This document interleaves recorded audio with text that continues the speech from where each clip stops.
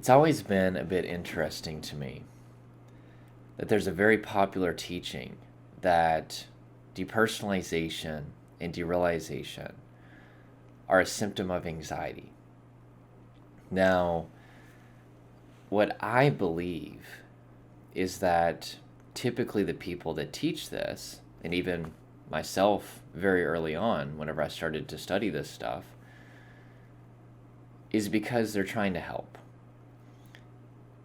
If you are experiencing depersonalization and derealization, which are basically detachment from the body or from the material world, and it extends even to detachment from emotion, from your identity, from detachment from loved ones, detachment from the reflection in the mirror, detachment from emotions, things like that. You're very, very, very scared. I spent 2 years of my life experiencing these symptoms. And so, if somebody's wanting to calm you down and is trying to communicate to you that you're totally safe, well, saying that it's just anxiety is their way of saying, hey, it's nothing serious. In other words, these symptoms can't hurt you. But while at the outset, it may appear that saying that DPDR are just anxiety is helpful, I'm going to suggest to you for two different reasons that in the end, this explanation, this inaccurate explanation, ends up being quite hurtful. The first reason that it's hurtful is emotionally. I spent 20 years with anxiety. I've been saying 10 years for quite a while, but after doing some deep thinking about it, and after starting to understand some of the manifestations of anxiety more so than ever before, I have now realized that I started to experience extreme anxiety at the age of 5. Literally, first day of kindergarten, started to get severely, severely bullied.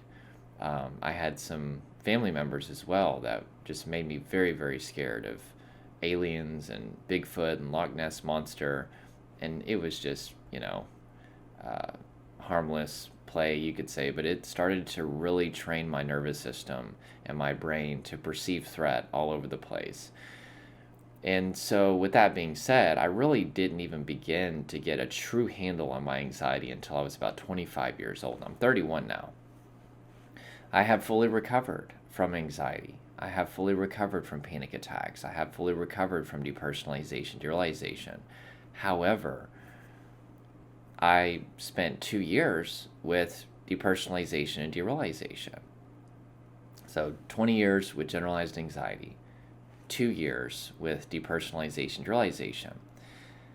And I can tell you from a purely experiential standpoint that depersonalization and derealization are 1 billion times more uncomfortable than any anxious symptom that I ever experienced during that 20 years. Nothing is more scary and uncomfortable and frankly terrifying than feeling out of body, than feeling like everything's a dream world, than feeling detached from your emotions, being so numb to your body that you literally have to slap yourself in the face and pinch yourself just to feel something. I would oftentimes bite on my tongue because I felt like I wasn't in my body. I was just trying to, just feel something. Even I would have blood come out sometimes because I would chew on my tongue just trying to feel something. I remember one time I was sitting in a Jimmy John's. This was in 2009. This was during the first year that I had experienced constant DPDR. And I was eating a Jimmy John's sandwich. I was actually working there at the time. And I was a delivery driver, and literally the worst delivery driver that they had probably ever seen because I suck at direction. But you got like a free sandwich with every shift. And I usually worked, I think, like four or 6 hours or something. And I was sitting there in the Jimmy John's trying to eat the sandwich, and I was so dissociated from my body, and my tongue was so numb, and I felt like I wasn't in my body, that I couldn't eat the sandwich. And I remember taking a bite, and literally I couldn't even chew my food because I felt so disembodied. And I had to put the sandwich down, and I literally threw it away. And I sat there thinking, is this what my life has come to? I can't even eat a freaking salami sandwich without feeling out of body. It was very embarrassing. It was literally depressing. Depersonalization and derealization also can make you feel detached from your loved ones. People that you have decades of history with, or at least a lot of history with, suddenly feel like complete strangers. You feel like the memory of your interactions with them has been completely erased. And that happened to me for a little while. It was one of the most scariest things I've ever went through. I looked in the mirror, and my mustache and my eyebrows and everything just felt off. It didn't feel like me. And as a defense mechanism, I just stopped looking in the mirror for several months. I felt like I was looking at a complete stranger. Everyday tasks become almost impossible when you feel disembodied. And the feelings are so terrifying that it can quickly send you into just extreme fear and panic. I would spend many days just crying because of how severe the symptoms were.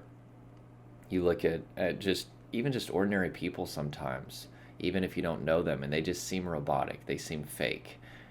You also a lot of times will start to get hit with extreme existential questions and ruminations because of derealization. Derealization is feeling detached from reality. Now, you can either feel like everything is totally dreamlike and fake, or everything can just feel a little bit off. But nonetheless, you're experiencing reality in a completely different way. And because of that, oftentimes you start to question consciousness, and you start to question the universe, and how does the brain work, and how does the body work, and it's totally overwhelming. And the list just goes on and on and on. But what I will tell you, from an experiential standpoint, the symptoms of depersonalization and derealization are light years more severe than fight or flight symptoms. What we call anxiety is really fight or flight symptoms. Now, fight or flight symptoms are terrifying, okay? Especially whenever your heart's pounding out of your chest and you think that you're dying of a heart attack. Whenever there's health anxiety, feeling like a bump is cancer or a tumor, feeling like you're going to pass out, okay? Obviously, incredibly scary. And I had over 20 panic attacks a day for a while, back in 2008, 2009. I used to suffer with extreme health anxiety. So many very uncomfortable, anxious symptoms. Remember, 20 years of generalized anxiety.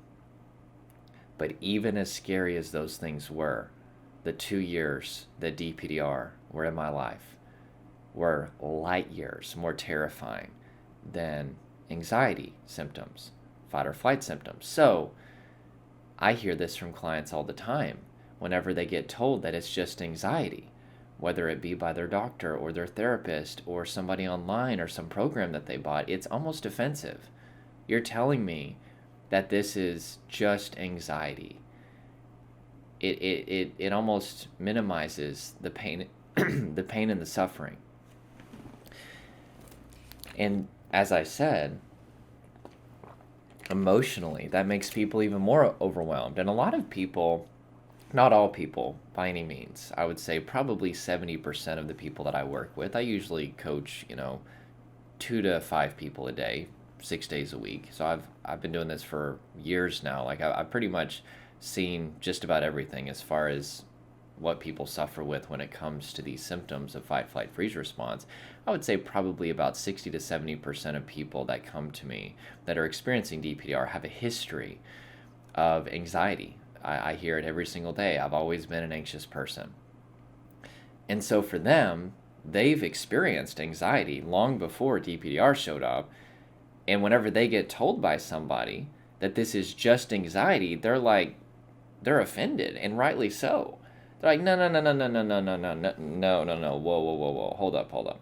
This isn't just anxiety. This is feeling out of my body. This is feeling like the reality that I've always known is not here anymore. That I've slipped into this other reality where everything feels so detached and unreal. Don't tell me that this is the same as anxiety, because it's not, from a purely experiential perspective. And what I tell them is, you know what, just a lot of people aren't educated about this, and just try to have grace with people, because a lot of people are just trying to help, okay? Now, let's get to the second reason why this is not accurate. The second reason why this is not accurate, the statement that depersonalization and derealization are a symptom of anxiety, is because it's not scientifically true. And what you're going to find when it comes to depersonalization and derealization programs and books and videos is most, not all, of those people are not basing what they're teaching off of the latest understanding of neurobiology, of science as it relates to traumatic stress and dissociation. I don't really know where they're getting their information from, but I've bought pretty much every single resource out there, with the exception of there's some person that's offering like it's several $1,000s for, it's like a diet course, and they say that diet is the way to overcome DPR. I had a few clients buy that, and obviously it didn't work because they were showing up to me. But pretty much I have everything that's out there, and I hear what people are saying, and there's scattered science within their teaching. It's not completely just kind of popular knowledge, but it is mostly popular knowledge as far as what I've read. So, from a scientific standpoint, remember, what we call anxiety is really fight or flight response. And from an evolutionary standpoint, the purpose of fight or flight response is to fight or flee from a tiger. It goes back to when we lived among lions. If the tiger comes up, we run away from it or we try to fight it. Now, whenever depersonalization, derealization happen, it's a completely different response produced by a completely different branch of the autonomic nervous system. Fight or flight response is produced by the sympathetic nervous system. Depersonalization, derealization, the freeze response, and all the associated symptoms are produced by the parasympathetic nervous system, the dorsal vagal branch of the parasympathetic nervous system. And the role of the parasympathetic nervous system in that particular instance, whenever you couldn't fight or flee and you feel trapped and overwhelmed, is not to make you feel relaxed in the traditional sense of being relaxed. A lot of people that are dissociated and numb say, oh, I feel relaxed. No, you're numb. Numb and relaxed are not the same thing. Relaxed would be you're in a relaxed muscle body, your nervous system is regulated. Being in the freeze response indicates that you are completely overwhelmed beyond your ability to cope. You're not coping anymore. You're not fighting, you're not fleeing. You've reached that overwhelm point, and because of that, your brain thinks that you've tried to fight or flee from the tiger. The tiger you were not successful in fighting or fleeing. Now you're entering the most ancient defense mechanism, which is the freeze response, which is where you basically play dead, or at least that's what other mammals do. And your parasympathetic nervous system starts to produce feelings of unreality and dissociation, which dissociation just means disconnection. And the purpose of these symptoms is to make you prepared to be eaten by a tiger. Which I know whenever I say that, some people have been like, dude, that's kind of tense. But that's the whole reason I'm saying this, is a lot of people have not taken you seriously. A lot of people don't understand what you're going through because you can't measure DPDR. Like, you can't cut it with a knife. It's not like a pounding heart. These symptoms are invisible. And whenever somebody has never experienced them and they're saying, oh, it's just anxiety, and you're experiencing them and you feel out of body or out of reality, you need to know that there's a reason why you feel so terrible. The reason that you feel so terrible is because these symptoms are reserved for a very particular moment in time, which is where you have reached an overwhelm point. And I'm not talking about like, Domino's pizza, put, anchovies on my pizza instead of, pepperonis. And I'm just overwhelmed by it. I'm traumatized. No. Not trauma in the subjective cultural sense that is usually not contextual with science, but trauma as in literally trauma, as in you have reached an overwhelm point. You're not fighting or fleeing. You don't have any coping mechanisms that are sufficient to de-escalate your stress, to regulate your nervous system. You're trying to talk your way out of it, think your way out of it, do all the things that you normally do. You're trying to take a deep breath. You're trying to just take a nap, and it's not working, and you are overwhelmed. And now your brain thinks that you're being eaten by a tiger. So your parasympathetic nervous system starts to make you very numb and dissociated. And the goal of this is to make it so that when the tiger's eating you, it's less painful. You don't feel it as much. It's like nature's last gift to us, basically. If we're going to be eaten by the tiger, we might as well not feel it. So, what I'm saying is, from a scientific perspective, anxiety is actually fight or flight response. There's really no such thing as anxiety. That's a man-made term, and I'm not saying it's not helpful.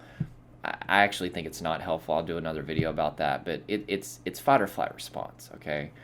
It's us from a nervous system, from a physiological perspective, preparing to fight or run away from a perceived threat. It's produced by our sympathetic nervous system. Depersonalization, derealization don't show up until we've reached a traumatized state. We've accessed the freeze response, and these symptoms are produced by the parasympathetic nervous system, specifically the dorsal vagal branch of our parasympathetic nervous system. So, different response. It's not fight or flight response, which is what we would call anxiety. It's the freeze response, and it's not even the same branch of the nervous system. Fight or flight response is sympathetic nervous system. The freeze response is parasympathetic nervous system. Fight or flight response is sympathetic because it's about revving you up. I gotta fight, I gotta flee. There's all this energy. The role of the parasympathetic nervous system is to slow things down. And whenever you're in the freeze response, the goal is to slow things down in the form of numbness and dissociation, because that is most advantageous from a survival standpoint, is for you to not feel the impending being eaten by a tiger. So, with that being said, I could probably go more in depth on this, but I just wanted to make this pretty simple. Oh God, we're at 17 minutes. But you know what? I'm glad that this is a long video, because this is a video that I think a lot of people need to hear. And I went in depth for a reason. Depersonalization, derealization are not a symptom of anxiety. And the way that you overcome these symptoms requires a different understanding and even a little bit of a different approach. It's almost the same thing. But there are a few things that have to happen in the healing of trauma that don't necessarily have to happen in the healing of just anxiety. Okay? Although anxiety is severe, I'm not trying to undermine how severe anxiety disorders are. But there is a big difference from a scientific perspective, from a experiential perspective, from a healing perspective, as far as the difference between healing from trauma, traumatic stress, and healing from general anxiety. And I believe that that distinction, for those reasons, is very, very important. And anybody who tells you that depersonalization, derealization are a symptom of anxiety is not telling you a scientific understanding of these symptoms. And doesn't mean that they're bad people. I used to teach that. Whenever I was starting to study this stuff, I was told that DPDR were a symptom of anxiety. I just rolled with it, but I kept researching. I kept reading, Dr. Peter A. Levine, Joseph Ledoux, Bessel van der Kolk, Dr. Eric Gentry. Eventually found the polyvagal theory, which is just absolutely transformative in your understanding of the nervous system. I'm trying to think of a few other people. Dr. David Briselli. The list goes on. And the more that you study these world-leading experts, you start to see that we're not just dealing with anxiety here, this is much more severe. Again, the way out is almost the same as recovering from just fight or flight response, but especially the education side of things, it's way different whenever you get into the freeze response, because a lot of people get health anxiety about the symptoms of the freeze response, especially DPDR. And so if you're saying it's just anxiety, it leaves this confusion in people. Wait, no, I had anxiety. A lot of people had anxiety before DPDR. You're telling me this is just anxiety, and it leaves this big question mark, which actually makes them more anxious. It's one of the layers of the onion that is keeping them overwhelmed. So bringing proper education about this, no, you're in the freeze response. These are trauma symptoms. That's why they're so severe. It's not just anxiety. People are like, oh, I see it happen every single week. I've had people take my course for DPDR recovery, which is, by the way, it's a dprecovery.com. There's a link in the description. They just get through the education side of the course, which is like, I think a couple hours, and they're like, oh my God, I feel so relieved. I had been told that this was just a symptom of anxiety, and you actually explained how you transfer from a state of stress to traumatic stress, and I break down all the symptoms of each state, and it just makes so much sense for me, and they're so encouraged. So it may not seem like it matters, but from an emotional standpoint and from a scientific standpoint, it does matter, and we need to be accurate because of that. So make sure to click like if this helped you. Make sure to comment below with any questions, just any comments about this, and make sure to subscribe. Join the Fearless family. I've got a lot of fun, exciting videos for you guys coming up. Make sure to share this video as well with anybody that you know is suffering with DPDR, that have been told that this is a symptom of anxiety. And that is it. We'll talk to you guys in the next video.